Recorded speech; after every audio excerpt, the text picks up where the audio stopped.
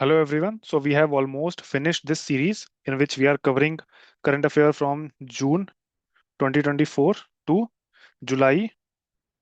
Oh, sorry, not June 2024, but June 2025 to July 2024। तो हम लोगों ने इसमें सितंबर बैकवर्ड डायरेक्शन में चलते हुए सितंबर 2024 तक के करंट अफेयर्स को कवर कर लिया है। इस वीडियो में अगस्त 2024 के करंट अफेयर्स को कवर करेंगे। हालांकि जो अब एग्जाम्स होने वाले हैं जैसे 71st बीपीएससी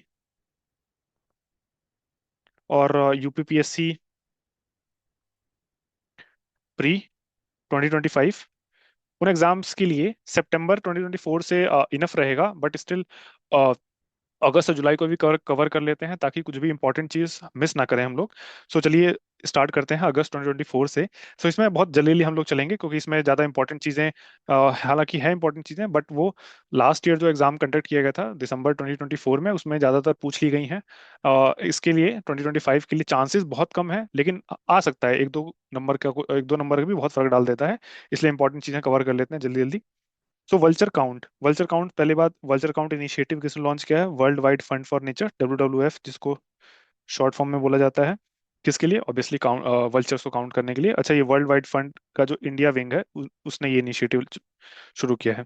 और वल्चर्स को प्रोटेक्ट प्रोटेक्ट करने के लिए महाराजगंज में एक ब्रीडिंग सेंटर भी बनाया जा रहा है। कहाँ पे? उत्तर प्रदेश में। ये गोरखपुर से थोड़ा सा नॉर्थवर्ड डायरेक्शन में एक इंपॉर्टेंट डिस्ट्रिक्ट है, इसलिए याद रखना है इसको। फिर champions of the order of Fiji, ये हाईएस्ट ऑनर है, हाईएस्ट सिविलियन ऑर्डर किसको मिला है? द्रौपदी मुर्मू को मिला है। अच्छा, फिजी इंडिया के अलावा दो ऐसे देश हैं जहाँ पे हिंदी भाषा बोली जाती है, वो है मॉरिशियस, जो कि इंडियन ओशन में पड़ता है, और एक है फिजी जो कि ओशियानिया में है, पैसिफिक ओशन का सदर्न पार्ट, तो वहां पे है। इसलिए इंपॉर्टेंट है। हाईएस्ट जो सिविलियन ऑर्डर है उसको क्या बोलते हैं? Companion of the order of Fiji किसको दिया गया है? ऑनरेबल प्रेसिडेंट द्रौपदी मुर्मू जी को।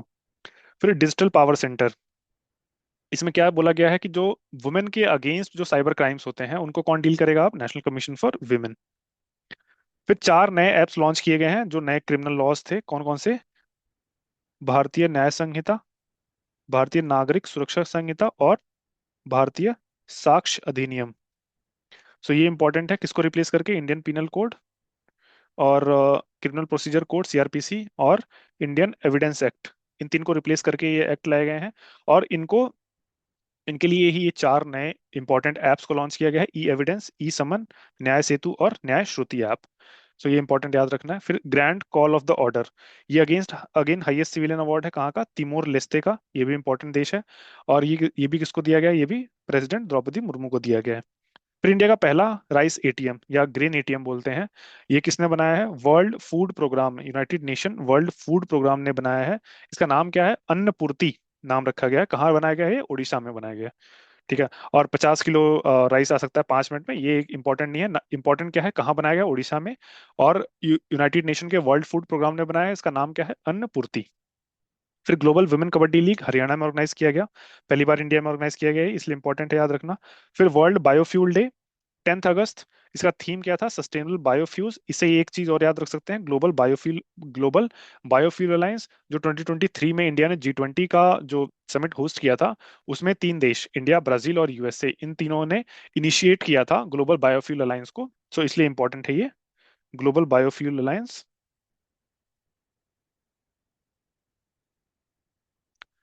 G20 के दौरान लॉन्च किया था 2023 में इंडिया के प्रेसिडेंटशिप के अंडर में। फिर इंटरनेशनल यूथ डे 12 अगस्त को मनाया जाता है। थीम क्या है? It is not important. India का जो यूथ डे वो कब मनाया जाता है? 12 जनवरी को। क्यों? क्योंकि ये स्वामी विवेकानंद जी का जन्म दिवस होता है। स्वामी विवेकानंद, इनसे रिलेटेड एक और फैक्ट है, इनका असली नाम क्या था? नरेंद्र नाथ दत्त। नरेंद्र नाथ Dutt.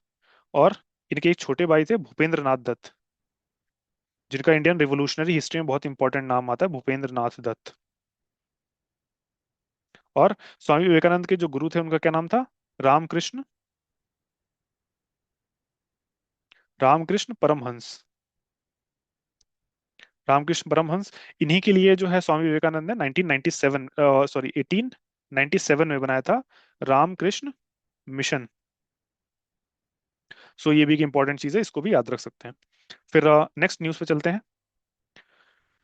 Third voice of global south summit, ये कहाँ इंडिया ने इसको होस्ट किया है, वर्चुअली होस्ट किया है। Voice of the global south क्या है? ग्लोबल साउथ वो देश है जो ग्लोबल नॉर्थ और जो पूरी दुनिया ग्लोबल नॉर्थ और ग्लोबल साउथ में डिवाइडेड है। ग्लोबल नॉर्थ में यूरोपियन और अदर वेस्टर्न कंट्रीज जैसे यूएसए जो आते हैं, जो हाईली डेवलप्ड नेशन है। ग्लोबल साउथ में वो जो डेवलपिंग नेशंस हैं या फिर पुअर कंट्रीज हैं वो आते हैं। So India is trying to become the voice for the global south. So that's why India hosted the global south summit, third voice of the global south summit, और इसको virtually host किया। फिर पहला national space day कब मनाया गया? 23 अगस्त 2024 को। और ये डिक्लेयर कब किया गया था? 23 अगस्त 2023 को। किस लिए? इसी दिन इंडिया का चंद्रयान 3 जो है वो, चंद्रयान 3 मून के साउथ पोल पर लैंडिंग करी थी। जो चंद्रयान 2 था उसके दौरान भी इंडिया का इनिशिएटिव था कि लॉन्च मून पर लैंडिंग करें, लेकिन कुछ टेक्निकल फॉल्ट की वजह से जो इंडिया का लैंडर था और रोवर था वो क्रैश कर गया था। बट उसको अचीव किया इंडिया ने चंद्रयान 3 के दौरान, सो इसलिए इंपॉर्टेंट है। 23 अगस्त को इंडिया का लैंड हुआ था, और ये लॉन्च कब हुआ था? 14 जुलाई, जुलाई 2023 को लॉन्च हुआ था। तो ये भी याद रखना है, सो इट इज इम्पोर्टेंट। फिर world first carbon removal bond, ये वर्ल्ड बैंक ने इशू किया है। बॉन्ड इशू किया है किसके लिए? अमेजन फॉरेस्ट को रिवाइव करने के लिए, रिफॉरेस्ट करने के लिए। इसलिए इंपॉर्टेंट है। बॉन्ड क्या होता है? बॉन्ड एक डेट इंस्ट्रूमेंट होता है। एक और चीज याद रखनी है, बॉन्ड बॉन्ड एक नथिंग बट एक डेट डेट इंस्ट्रूमेंट है।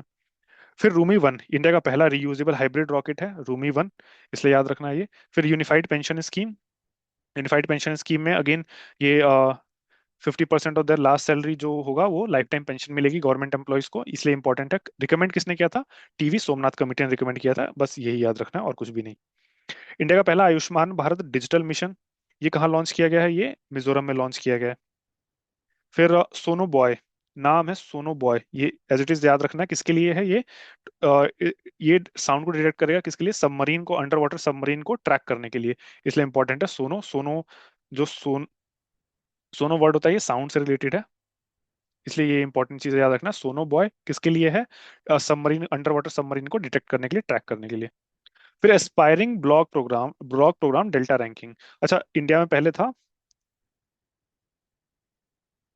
एस्पिरेशनल डिस्ट्रिक्ट प्रोग्राम, जिसकी सफलता के बाद इसी की तर्ज पर अब एस्पिरेशनल ब्लॉक प्रोग्राम भी, one second some technical issue. हाँ, तो एस्पिरेशनल, पूरा नाम नहीं लिखूंगा दोबारा से, एस्पिरेशनल डिस्ट्रिक्ट प्रोग्राम, उसी के तर्ज पर जब एस्पिरेशनल डिस्ट्रिक्ट प्रोग्राम जब सफल हुआ, उसी के तर्ज पर एस्पिरेशनल ब्लॉक प्रोग्राम चलाया है। ठीक है, उसी में aspirational block programme delta ranking किसने निकाला है? ये नीति आयोग ने निकाला है। और किसको फर्स्ट रैंकिंग किसको दी गई है? जमुआ ब्लॉक है, श्रावस्ती, उत्तर प्रदेश में। श्रावस्ती श्रावस्ती वही जगह है जहाँ पे सबसे ज्यादा समय गौतम बुद्ध ने अपने जीवन के बिताए थे, श्रावस्ती, इसलिए इंपॉर्टेंट भी है ये। फिर next important news, national institute ranking framework 2024, ये 9th एडिशन इसका लॉन्च किया गया है। और 6th टाइम, छठी बार आईआईटी मद्रास ने इसको टॉप टॉप किया है। मतलब IIT Madras is one of the greatest institution of India. फिर इसमें 3 नए कैटेगरीज को ऐड किया गया है, state public universities, open universities और स्किल यूनिवर्सिटीज। ठीक है, सुभद्रा योजना, ये एक इंपॉर्टेंट है। सुभद्रा योजना किसने लॉन्च किया है? ओडिशा गवर्नमेंट ने लॉन्च किया है। 10,000 रुपए सालाना, महीना नहीं सालाना, financial statement assistance of rupees 10,000 per year. किस किन को? वुमेन को, 21 से 60 साल के बीच की जितनी वुमेन है उनको प्रोवाइड किया जाएगा 10,000 रुपए सालाना। फिर next important news is about cultural property agreement, ये हमने देखा था पहले भी, इंडिया और यूएसए के बीच में साइन किया गया था। इसका ऑब्जेक्टिव क्या था? To prevent illegal smuggling of antiquities between India and USA. फिर समुद्र प्रताप, ये एक इंडिया का पहला पोल्यूशन कंट्रोल वेसल है, गोवा में लॉन्च किया गया है। किसके लिए? ऑयल स्पिलेज को कंट्रोल करने के लिए। फिर आसना साइक्लोन, ये अरेबियन सी में आया था, इसका नामकरण किया था पाकिस्तान ने, इसलिए याद रखना है ये। फिर नेक्स्ट इंपॉर्टेंट थिंग क्या है? जो 33rd समर ओलंपिक्स हुआ था पेरिस में 2024, इससे कुछ इंपॉर्टेंट फैक्ट्स जान लेते हैं बस। हालांकि फ्रांस में हुआ, ये एक इंपॉर्टेंट है। और लंदन और फ्रांस, ये दो ऐसे सिटीज बन गए हैं जिन्होंने 3 3 बार होस्ट किया है, मैक्सिमम नंबर ऑफ टाइम्स, ये एक इंपॉर्टेंट चीज है। फिर स्लोगन क्या था? Games wide open. और इसका मैस्कोट क्या था? ओलंपिक फायरजिस, ये इसका मैस्कॉट था। और इंडिया के फ्लैग बेरर कौन थे? दो लोग थे, पीवी सिंधु जिन्होंने 2 बार मेडल जीता है ओलंपिक में, और शरत कमल जिन्होंने 4 बार इंडिया को रिप्रेजेंट किया है ओलंपिक में। हालांकि इन्होंने मेडल नहीं जीता, लेकिन 4 बार रिप्रेजेंट किया है। Total games 32। नए गेम्स कौन कौन से थे? ब्रेकिंग, स्प्रिट क्लाइंबिंग, स्केटबोर्डिंग और सर्फिंग। फिर सबसे ज्यादा जो सफल एथलीट थे वो कौन थे? लियोन मार्चेंट, ये आर है, मार्चेंट फ्रांस के थे, इन्होंने 4 गोल्ड और 1 ब्रॉन्ज जीता था।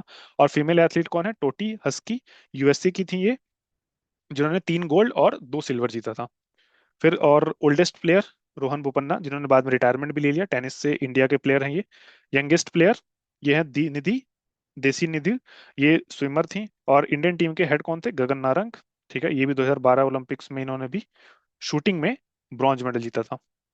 फिर इंडिया ने 6 मेडल जीते टोटल। एक सिल्वर किसका था? ये नीरज चोपड़ा का था, जेवलिन थ्रो में। और उसके अलावा 5 ब्रॉन्ज, 5 ब्रॉन्ज में 2 ब्रॉन्ज तो मनु भाकर के थे जिन्होंने शूटिंग में जीते थे। और मनु भाकर ऐसी पहली ओलंपियन बन गई है जिन्होंने एक ही ओलंपिक, भारत की तरफ से एक ही ओलंपिक में 2 मेडल जीते हैं। इससे पहले ऐसे दो लोग रहे हैं, एक पीवी सिंधु और एक सुशील कुमार, जिन्होंने 2 मेडल जीते हैं, लेकिन उन्होंने 2 अलग अलग ओलंपिक में जीते हैं। और नीरज चोपड़ा ने भी 2 मेडल जीते हैं, एक गोल्ड एक सिल्वर, लेकिन 2 अलग अलग ओलंपिक में जीते हैं। एक ही ओलंपिक में 2 मेडल जीतने वाली भारत की पहली खिलाड़ी बनी है मनु भाकर। फिर समर पैरालंपिक्स, पैरालंपिक्स में भी जो ये फ्रांस में पहली बार हुआ है, इसमें भी मैस्कोट वही था, फेरेजिस। ठीक है, इसमें और कुछ ज्यादा याद रखने वाली चीज है नहीं। इसमें सुमित अंटिल ये पैरा पैरा जेवलिन थ्रोवर थे। फिर Bhagyashree Jadhav para short put में थी। और इसमें इंपॉर्टेंट है, टोटल मेडल 29 जीते हैं, 7 गोल्ड 9 सिल्वर 13 ब्रॉन्ज। इससे ज्यादा कुछ याद रखना नहीं है। हालांकि बहुत पुरानी न्यूज हो चुकी है ये, इससे क्वेश्चन आने की चांसेस बहुत कम है, बट हम लोग ऐसे कवर कर ले रहे हैं। फिर अदर कुछ इंपॉर्टेंट वन लाइनर चीजें देख लेते हैं। 32nd international conference of agricultural economist, ये पूसा इंस्टीट्यूट न्यू दिल्ली में। अच्छा, ये पूसा इंस्टीट्यूट पहले जो है ये बिहार में बनाया गया था, लेकिन बिहार में लगातार बाढ़ आने की वजह से इसका कैंपस नई दिल्ली में शिफ्ट कर दिया गया था। ये करोल बाग के पास में है। करोल बाग के पास जो रोड है उसको पूसा रोड बोलते हैं, इसी के नाम पे है, इसलिए इंपॉर्टेंट भी है। याद रखना, 32nd international conference of agricultural economist कहाँ? पूसा इंस्टीट्यूट न्यू दिल्ली में। फिर इंडिया का rank prevalent tourism index, development index में 39th है। इसको निकालता कौन है? World economic forum. फिर लैंडस्लाइड को नेशनल डिजास्टर डिक्लेयर किया गया है, क्योंकि केरला के वायनाड में लैंडस्लाइड हुआ था लास्ट लास्ट ईयर, जिसमें बहुत जान माल का नुकसान हुआ था। और नेशनल डिजास्टर डिक्लेयर करने का फायदा क्या है? कि सेंटर से, यूनियन से जो बहुत सारा ग्रांट मिलता है नेशनल डिजास्टर से लड़ने के लिए, इसलिए लैंडस्लाइड को डिक्लेयर किया गया नेशनल डिजास्टर, ये भी याद रखना है। फिर पहला ऐसा भारत का राज्य बना है जो जिन्होंने डिक्लेयर किया है कि वो सारे क्रॉप्स को एमएसपी पे खरीदेंगे, वो है Haryana. So it is important. फिर इंडिया का पहला जीआई टैग फिग इन्होंने पोलैंड को जो है एक्सपोर्ट किया है। पोलैंड इसलिए इम्पोर्टेंट है, ये वर्ल्ड वॉर 2 के दौरान यही एक एक देश था जिसने वर्ल्ड वॉर 2 में फ्रांस और ब्रिटेन की जो है एंट्री करवाई थी, तो इसलिए इम्पोर्टेंट है। फिर हर घर तिरंगा का थर्ड फेज 9 अगस्त से 15 अगस्त तक किया गया। फिर ये इंपॉर्टेंट न्यूज है, इंडियन ओशन में 3 नए अंडर वाटर स्ट्रक्चर को नेम किया गया, किसके नाम पे? एक सी माउंट है, उसको नाम रखा गया अशोक। देन चंद्रगुप्त और कालापट्रू, ये दोनों रिज हैं, ये इंडियन ओशन में है नाम, ये याद रखना है। फिर प्रधानमंत्री जीवन योजना, इसको रिवाइज किया गया है, इसका 5 साल का टेन्योर बढ़ाया गया 2028-29 तक। फिर प्रधानमंत्री आवास योजना अर्बन 2.0, ये नेक्स्ट 5 ईयर्स में 1 करोड़ नए हाउसेस को बनाएगी सरकार। फिर flood watch 2.0, flood watch India 2.0 central water commission ने लॉन्च किया अगेन। फिर प्रबल, प्रबल इंपॉर्टेंट है, ये देसी कट्टा है जो कि इंडिया ने डिजाइन किया है, और ये कानपुर में बनेगा। फिर आर एन अग्रवाल, जो अग्नि मिसाइल थी उसके जो है फादर माने जाते हैं अग्नि मिसाइल के, आर एन अग्रवाल साइंटिस्ट थे, इनकी मृत्यु हो गई है, ये भी याद रखना है, पूछ सकता है। आर एन अग्रवाल अग्नि मिसाइल के फादर जाने जाते हैं। फिर anti dumping duty steel import के रिगार्डिंग में किस पे लगाया है? इंडिया ने इन्वेस्टिगेशन स्टार्ट किया है, वियतनाम। एंटी डंपिंग ड्यूटी होता क्या है? एक एग्जांपल के तौर पे लीजिए, जैसे फॉर एग्जांपल चाइना है, चाइना कोई सामान बनाता है जिसको अपने देश में बेचता है वो 10 रुपए में, और इंडिया को अगर एक्सपोर्ट करता है तो मान लो 8 रुपए में एक्सपोर्ट करता है। क्यों 2 रुपए का नुकसान क्यों उठाता है? 2 रुपए का नुकसान इसलिए उठाता है क्योंकि इंडिया में जो बायर्स हैं वो उससे compete नहीं कर पाएंगे। और धीरे धीरे जैसे जैसे चाइना का सामान बिकता रहेगा इंडिया में, वैसे वैसे इंडिया की जो कंपनीज है, इंडिया के बायर्स हैं, वो मार्केट से बाहर उतरेंगे और ये चाइना का प्रोडक्ट मार्केट को कैप्चर कर लेगा। और वंस मोनोपोली स्टैब्लिश हो गई, मोनोपोली स्टैब्लिश होने के बाद ये मनचाहा दाम बढ़ाएंगे, उस फिर कोई कॉम्पीट करने वाला नहीं होगा। सो इसलिए जो देश हैं वो डंपिंग करते हैं कई सारे देशों में। और उसके लिए बचने के लिए डब्ल्यूटीओ ने एक मैकेनिज्म बना रखा है कि अगर किसी देश को लगता है कि कोई देश उनके देश में डंपिंग कर रहा है, तो वो उस पर एंटी डंपिंग ड्यूटी लगा सकते हैं। तो एंटी डंपिंग ड्यूटी से क्या होगा, भले ही 10 रुपए का सामान 8 रुपए में बेच रहा हो चाइना, लेकिन इंडिया में आएगा तो इंडिया ने मान लो 5 रुपए का dumping duty, anti dumping duty लगा दिया, तो अब इसकी कॉस्ट नहीं 13 रुपीज हो जाएगी। तो इंडियन जो प्लेयर्स होंगे वो compete कर पाएंगे मार्केट में, और वो भी मार्केट में बने रहेंगे। सो this is why anti dumping duty is important. फिर 17th international earth science olympiad Beijing में हुआ, ठीक है। टाइफून एम्फिल ये जापान में आया। First airport to achieve, this is also important, Indira Gandhi international airport जो नई दिल्ली में है, और दिल्ली में है, वो पहला ऐसा एयरपोर्ट बना है वर्ल्ड का जो net zero carbon emission achieve करने वाला पहला वर्ल्ड का एयरपोर्ट बना है। फिर क्रोएशिया, ये भी इंपॉर्टेंट है, क्रोएशिया ने री इंट्रोड्यूस किया है कंपलसरी मिलिट्री सर्विस को। फिर 9th international women T20 world cup UAE में हुआ। फिर इंडियन ट्राइबल रिसर्च सेंटर कहाँ लगाया गया, बीआर हिल्स में, कर्नाटका में। और इसी के साथ जुलाई 2025 की इंपॉर्टेंट न्यूज है कि गुजरात पहला स्टेट बना है ट्राइबल जीनोम प्रोजेक्ट को लॉन्च करने वाला। इंडिया का पहला atlas village Mayem biodiversity atlas Goa में। फिर first state to adopt integrated pension scheme Maharashtra. फिर 5 नए डिस्ट्रिक्ट बनाए गए लद्दाख में, एक जास्कर, द्रास, शाम, नुब्रा और Changthang. So this is important to remember.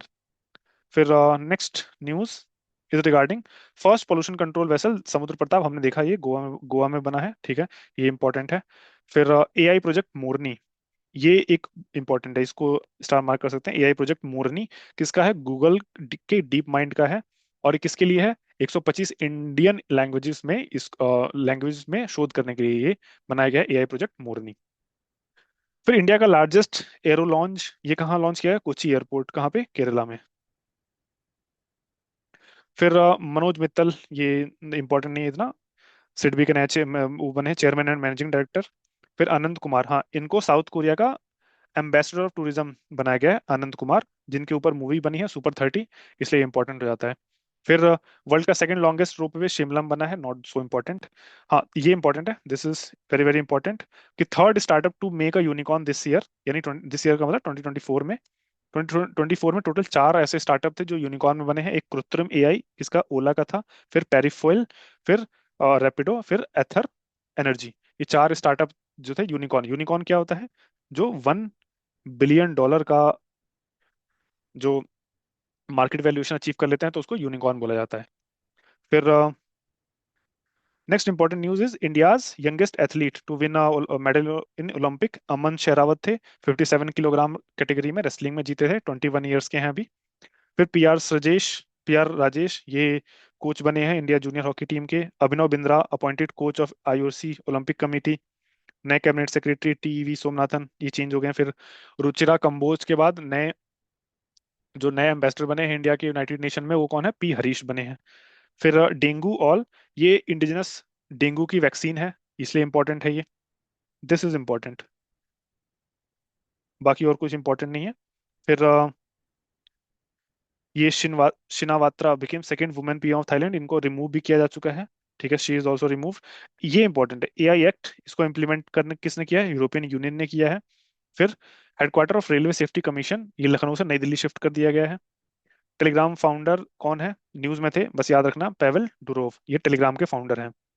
फिर right to disconnect passed by Australia for its worker, ये राइट टू डिस्कनेक्ट किसके लिए है, कि फॉर एग्जांपल अगर आपका ऑफिस टाइम 9 to 5 है, तो 5 PM के बाद आपको आपका जो एम्प्लॉयर है आपको तंग नहीं कर सकता, तो ये राइट टू डिस्कनेक्ट उसके लिए है, पास किया गया है। किसने पास किया है, ऑस्ट्रेलिया ने पास किया है। तो इंडिया के पहले स्पेस टूरिस्ट, इस पे क्वेश्चन भी आ चुका है, Gopi Chand Thotakura. Satish Kumar became new chairman of the railway board, Satish Kumar became new chairman of the railway board, इसलिए ये भी इंपॉर्टेंट है। कोलेरा की नई वैक्सीन हिलकॉल। हिमाचल प्रदेश ने मैरिज की गर्ल्स की एज को बढ़ा के 21 साल कर दिया है। फिर गुमती रिवर और दुम्बार डैम, ये डिस्कशन में थे, त्रिपुरा में है गुमती रिवर और दुम्बार डैम। फिर first national science award Govind Rajan Padmanabhan. ये सारे इंपॉर्टेंट न्यूज ये अगस्त 2024 मंथ के हमने कवर किए हैं।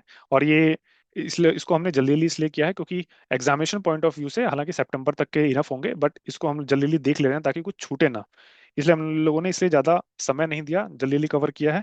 फिर नेक्स्ट वीडियो में हम लोग जुलाई 2024 का करंट अफेयर्स को कवर करेंगे, और इसी के साथ जो है हमारा प्रहार मैगजीन का जो इनिशिएटिव था वो खत्म हो जाएगा। इस इनिशिएटिव के बाद हम लोग कोशिश करेंगे कि के जो बिहार स्पेशल के जो पीवाईक्यूज आए हुए हैं बीपीएससी के विभिन्न एग्जाम्स में उसको कवर करें। देन दो दृष्टि मैगजीन है, दृष्टि आई मैगजीन